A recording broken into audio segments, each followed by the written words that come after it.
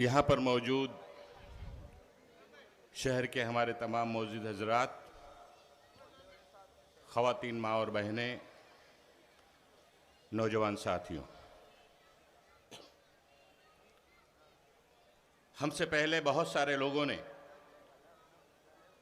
फ़लस्तीन में जो हो रही क्रूरता और बर्बरता के खिलाफ अपने जज्बात का इजहार यहां पर किया है। अक्टूबर से लेकर आज तक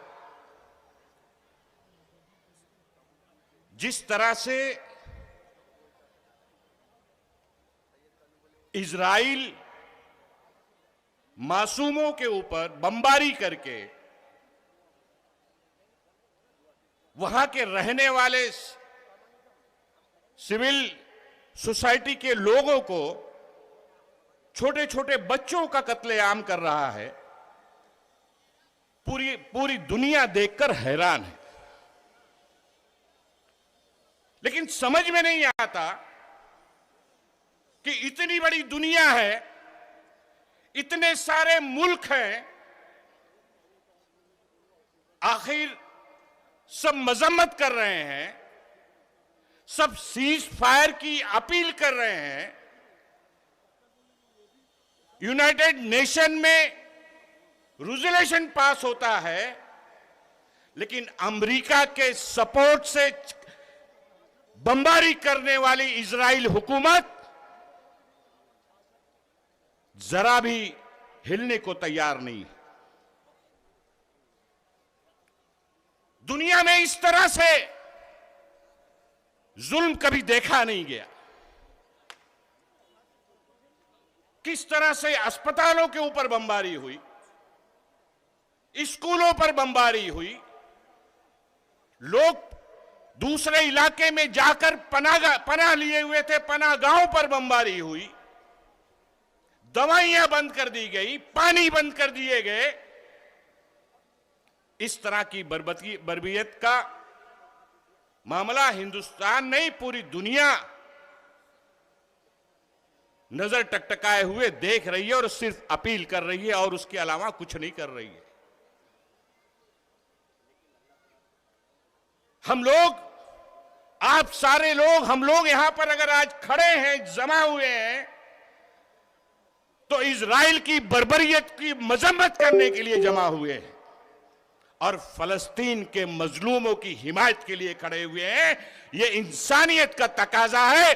पूरे दुनिया के लोग, चाहे हिंदू हो, मुस्लिम हो, सिख हो, ईसाई हो, क्रिश्चियन हो, सारे के सारे लोग इंसानियत की बुनियाद पर फलस्तीन में जो हो रहा है पिछले 3 महीने से, जगह जगह पे पूरी दुनिया में आप देखते होंगे कि लाखों की तादाद में लोगों का मोर्चा निकल रहा है, लोग सड़कों पर आ रहे हैं और मजम्मत कर रहे हैं और सीज फायर का मुतालबा कर रहे हैं। हमारे मुल्क की सियासत भी यही थी। पंडित जवाहरलाल नेहरू जी से लेकर डॉक्टर मनमोहन सिंह तक, चाहे अटल बिहारी वाजपेयी जी की हुकूमत रही हो, चाहे डॉक्टर मनमोहन सिंह जी की हुकूमत रही हो, चाहे उसके पहले देवगौड़ा जी की हुकूमत रही हो, चंद्रशेखर जी की हुकूमत रही हो, बहुत सारे वजीर आजम इस मुल्क में वजीर आजम की कुर्सी पर बैठे, लेकिन हिंदुस्तान की फॉरेन पॉलिसी हमेशा से इजराइल के खिलाफ और फलस्तीन के सपोर्ट में रही है। इजराइल की बर्बरियत के खिलाफ हमेशा से हिंदुस्तान खड़ा रहा है, मजबूती से खड़ा रहा है। लेकिन आज किस तरह की पॉलिसी हमारी हो गई है, हमें समझ में नहीं आ रहा। अक्टूबर में जब पहली बार यह मामला शुरू हुआ तो हमारी मुल्क की हुकूमत इजराइल के साथ पहले हफ्ते खड़े हुई दिखाई दी। जब पूरी दुनिया ने मजम्मत किया, तब उन्होंने मजम्मत किया और यूनाइटेड नेशन के अंदर सपोर्ट उनके खिलाफ हो गए और सीज फायर की उन्होंने हिमायत की। विश्व गुरु हैं हमारे देश के वजीर आजम, टेलीविजनों में हम लोग सुनते हैं कि उनकी रैंकिंग दुनिया में बहुत बढ़ गई है।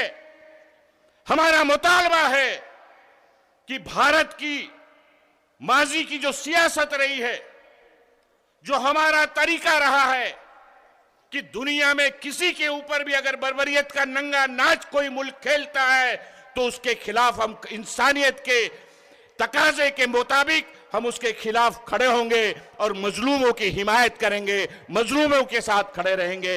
यही हिंदुस्तान ने भी करना चाहिए। ये आज इस स्टेज से हम सबका मुतालबा है। मैं ज्यादा लंबी बात नहीं करना चाहता, मैं एक शेर पढ़ के यहां से जाना चाहता हूं। आप सारे लोग, अभी बहुत सारे लोग बोलने के लिए बाकी हैं, मैं आप सबको सलाम करना चाहता हूं। ये तो हमारे मजहब ने भी हमें दर्ज दिया है कि अगर गलत होता है तो उस गलत को अपनी ताकत से रोको, अगर ताकत से रोक ना सको तो जबान से कह के रोको, और अगर जबान भी ना चला सको तो अपने दिल में उसकी मजम्मत करके रोको। ये मजहब ने हमारे सिखाया है। सिर्फ मुसलमान नहीं, पूरी दुनिया जो इंसानियत को पसंद करता है, जो मजलूमों के साथ हिमायत में खड़ा रहता है, आज फलस्तीन के साथ खड़ा है। और मैं कहना चाहता हूं कि इजराइल बाज आना चाहिए, क्योंकि वह हमारा किबले अव्वल है। दुनिया का मुसलमान सब बर्दाश्त कर सकता है, अपने किबले अव्वल का बेहुरमती कभी बर्दाश्त नहीं कर सकता, न करेगा। ये हमारा ईमान है। तो हमारी आज इस स्टेज से अपील है, भारत के वजीर आजम से, इस देश के प्रधानमंत्री से, कि आपकी रैंकिंग रोज बढ़ रही है। आप तो अमेरिका के ऊपर सुपर पावर बन चुके हैं, तो आप जरा अपनी आंख दिखाइए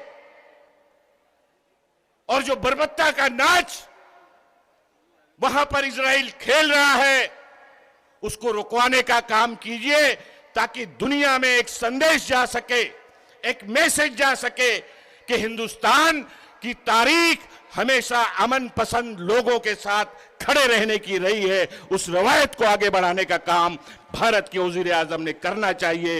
ये हमारा आज मुतालबा है।